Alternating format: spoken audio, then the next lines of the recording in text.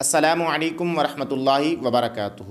ایک بہن نے سوال کیا ہے، اگر عورت نماز پڑھ رہی تھی، نماز کی حالت میں ہی عورت کے بال ظاہر ہو گئے تو کیا اس عورت کی نماز ہوگی یا نہیں ہوگی؟ اس بارے میں وضاحت فرمائیں۔ تو اس مسئلے کو بیان کرنے سے پہلے اگر آپ ہمارے چینل پہ نئے آئے ہیں تو اس چینل کو لازمی طور پہ سبسکرائب کیجئے۔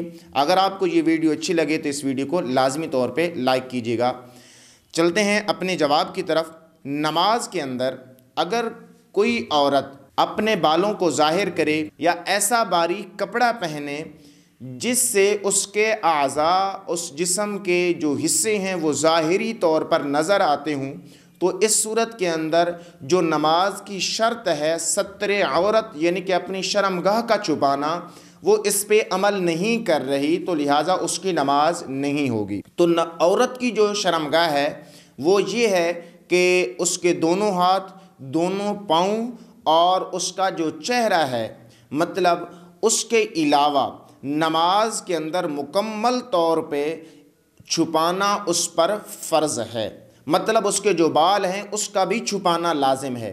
تو فقہائے کرام نے بیان فرمایا ہے کہ اگر کوئی عورت ایسا کپڑا پہنتی ہے یا ایسا دوپٹہ اپنے سر کے اوپر لیتی ہے اور وہ اتنا باریک ہے کہ اس کے بالوں کی سیاہی چمکتی ہے، نظر آتی ہے، اور اسی کے ساتھ وہ عورت نماز ادا کرتی ہے، تو اس کے لیے اس میں نماز ادا کرنا بالکل ناجائز اور حرام ہے، اور اس کے لیے اس میں نماز ادا کرنے سے نماز ادا نہیں ہوگی۔